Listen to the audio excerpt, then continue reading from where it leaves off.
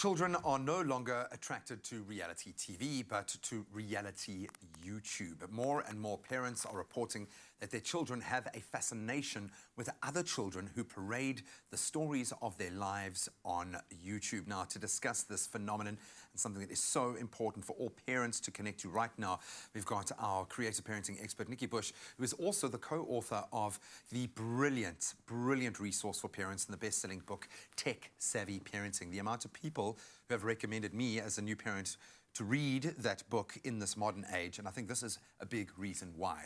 YouTube it's now coming to its own. I think people thought that the YouTube wave was breaking a few years ago, but now we're seeing it attracting a young audience in an incredible way. Is this something new? Are children being attracted to YouTube celebrities? Is this something that is kind of surprising to you? Well, looking for role models, Graham, and looking for celebrities to follow isn't new at all. If you think back to the 60s, who was it? The Beatles, the Rolling Stones for teens and tweens and young people. Well, during the 90s, boy bands. So this is actually very normal behaviour for these kids who are going through puberty, adolescence. They're looking for people who kind of light their fire. But today it's different because YouTube is not about celebrities who are packaged by the mainstream entertainment industry for young people. Yeah, they're not pre-packaged and polished and perfect.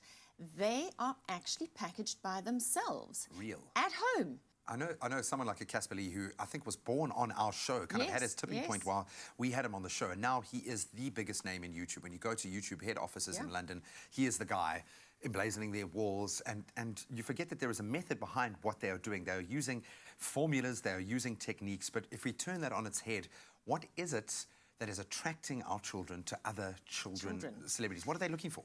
Well, they're looking for people who they can relate to. Somebody like me, or somebody I can aspire to be. So, you know, it's that kind of, oh, they're in my age group, maybe I could, maybe, you know. So someone I can identify with. And I think the other thing with YouTube is we're seeing more and more that people want real. They actually don't want the spit and polish. Yeah.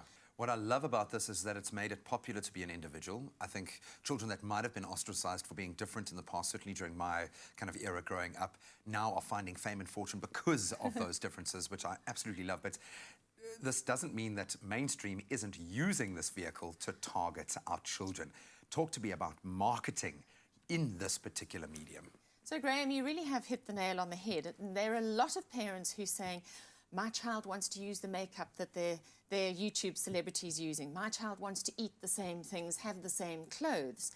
And this is a teachable moment where parents need to give their children a reality check and say, hey, kids, don't think that those products are in those videos by accident. He's being paid, yo.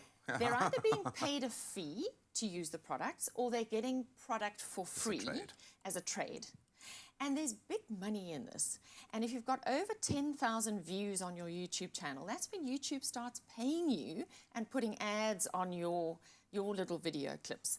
So there are kids here and there are possibly parents behind these children who've worked out the formula and worked out that actually if we get this right today, maybe our children will never have to study and never have to work a day in their lives, as in work as we perceive traditional work to be.